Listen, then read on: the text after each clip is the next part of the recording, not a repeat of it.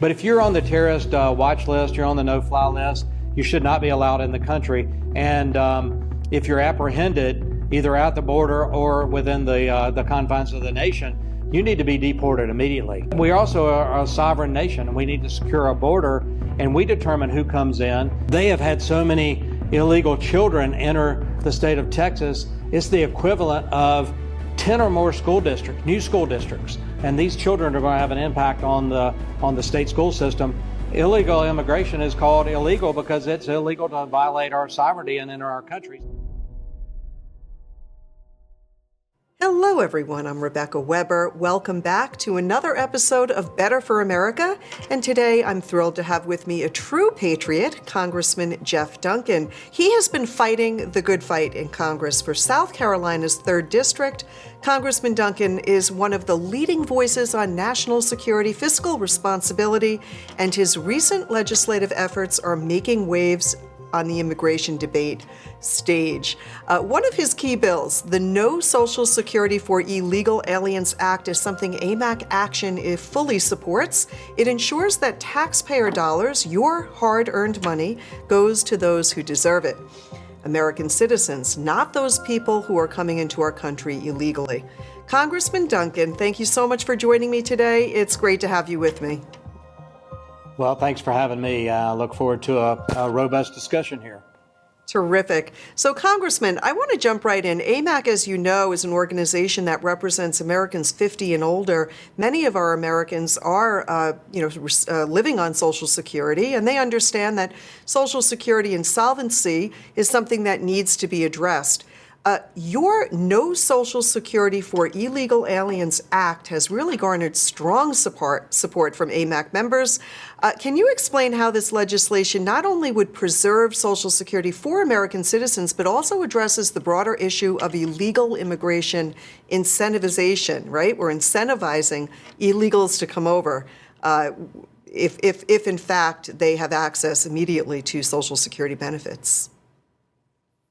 Yeah, first off, there's a strong concern about the future insolvency of the Social Security Trust Fund and Social Security in general. We're already having to draw money out of the general fund for the nation just to make up for some shortfalls. So if you take that and then you look at the fact that so many people that never paid into Social Security are drawing benefits, does that lead to the future insolvency? And then you add on to that a lot of those folks are now illegal aliens that have come into our country that are having opportunity to have access to Social Security benefits.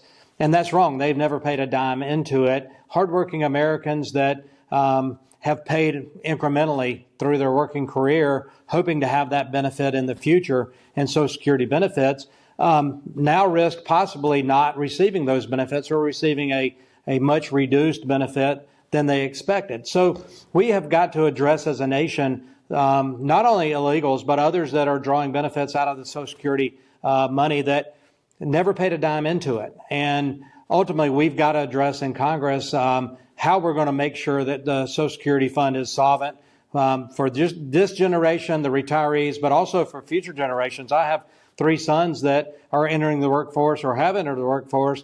They're counting on those benefits to be paid to them when they decide to retire.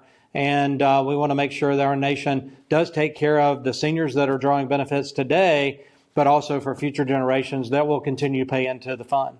Yes, and it's so important. Thank you so much for boldly taking a stand. We know that the Social Security debate and that topic is really sometimes looked at as the third rail in politics, and it's so important that it is addressed because so many American seniors are relying on the program.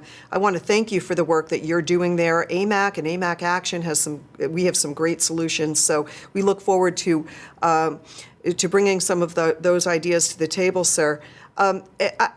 I want to talk a little bit about what we see happening in states, because this is a question that has come up. People have asked me, there are certain states that have enacted policies that provide benefits to illegal immigrants, and they use state tax dollars. Do you believe that federal laws, for example, like your No Social Security for Illegal Aliens Act, should override any type of state-level decision? And how can federal oversight be improved? Because will people just simply move out of those states if they feel that their tax-paying dollars are being used inappropriately. Is that the answer? We see that happening in California. I think we're already seeing an exodus from some of those states because of high taxation, and especially when those tax dollars are going to pay for benefits to folks that are here illegally. And the impact on taxpaying citizens is tremendous. It goes beyond the federal taxes and the state taxes. It actually trickles down to local property tax dollars. For instance, the impact that illegal alien children will have on our school systems, for instance, where in South Carolina we have fiscal autonomy at the local level where school districts can raise millage rates. That means they raise property tax rates, and they're having to do that because of the influx of non-English speaking students, English as a second language, into those school systems. And for Texas, for instance, they have had so many illegal children enter the state of Texas. It's the equivalent of 10 or more school districts, new school districts. And these children are going to have an impact on the state school system. And they add on to that the impact it's going to have on healthcare costs, because a lot of the illegal aliens they don't know anything else but to go to the emergency room for their health care if they get sick. So that's the most expensive health care provider there is the emergency room or emergency departments. And that is a true driver of healthcare costs, because they oftentimes don't pay, or they pay a very small amount. They don't have insurance.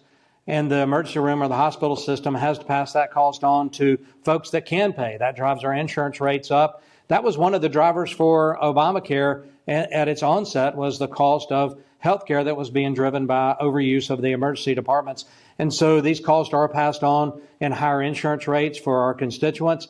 And ultimately, if the government has to step in, it's higher taxes that have to be paid. So the impact is really broad. It may be broader than a lot of folks anticipate. The impact on tax dollars at the local level and property taxes, the impact on state tax dollars as those rates go up, and states that you mentioned, California, Texas, New Mexico, but really every state's a border state now, as these illegal aliens have migrated or been transported into states like South Carolina. So the impact it's going to have is going to be felt for many, many years. And the simple thing is, I believe in a legal immigration system. I believe we give a permission slip for people to come in our country. We ought to expand a lot of categories to provide the workers that are necessary. But we also are a sovereign nation, and we need to secure a border, and we determine who comes in. Illegal immigration is called illegal because it's illegal to violate our sovereignty and enter our country. So we have to secure our border, but the border has doors that allow people to enter and exit, and they should come in with permission from our country to come in and work or visit or go to school under a visa program. But the illegality of it is where the problem really lies. Yes. Now, your Terrorist Deportation Act really is a clear step in protecting America from potential threats. Can you share a little bit about how that legislation would reinforce our national security and why it is so important now, more than ever, given the current border crisis? It's beyond the economics, right, and the costs that are being borne by Americans, but the actual threat to our society as a whole.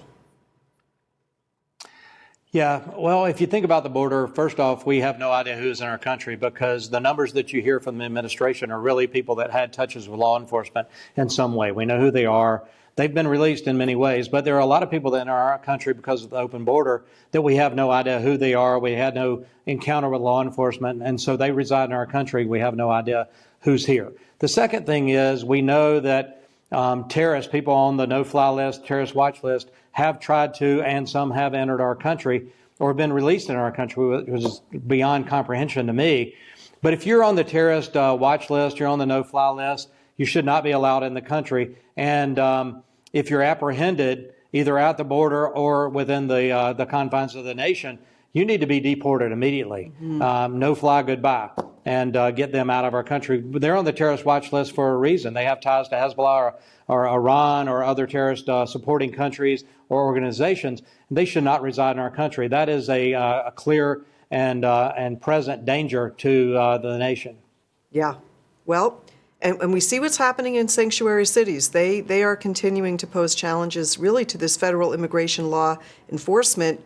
And AMAC is has a firm stance against those kinds of policies.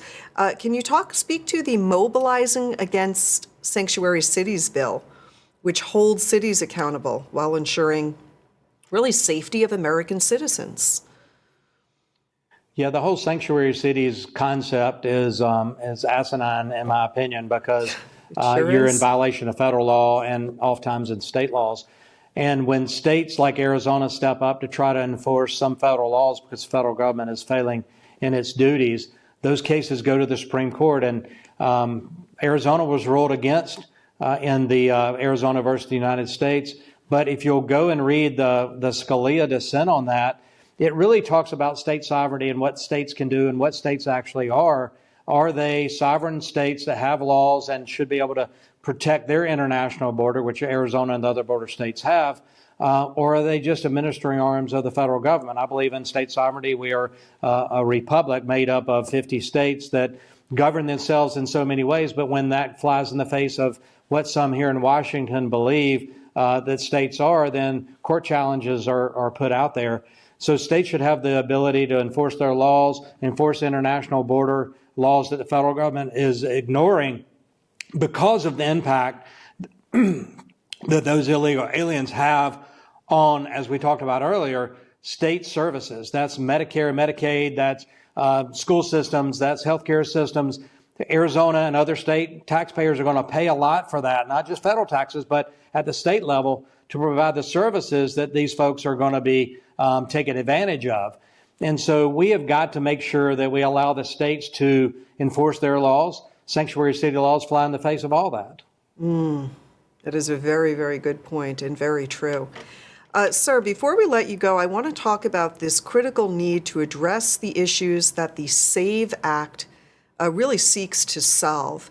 Now, do you see a path forward for advancing this legislation, and what steps will you take to ensure it receives the necessary attention and support that it really needs? I mean, it was just recently excluded from the recent continuing resolution. This is the SAVE Act. Forgive me, the acronym is all around voter integrity and ensuring that only U.S. American citizens are voting in our elections. That's correct. And I think most Americans believe that only Americans should vote in United States elections. You can't vote. I can't go to France and vote in their elections, or I can't go to Canada and vote in their elections. We should not allow non-citizens to vote in our elections. So it's all about election integrity to make sure that only U.S. citizens, I believe in voter ID, that you ought to be able to prove who you are before you vote. Too many people reject that because they throw up a lot of caveats. It's too hard to get an ID, or it's too hard. How do you operate in the world without an ID? You can't go cash a check at a bank. You can't apply for credit.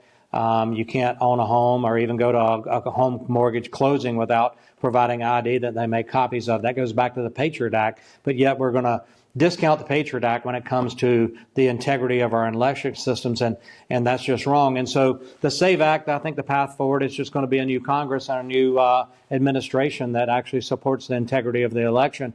But I talk to a lot of folks around the nation because I travel a lot, and they truly believe only Americans should vote in American elections, and Congress has got to step up. We tried to include it in a must-pass piece of legislation, the continuing resolution to fund government, and Chuck Schumer and the Democrats on the Senate side rejected that, and we couldn't get a vote of 218 people on the House floor on that. And it boggles my mind that even Republicans can't embrace the SAVE Act.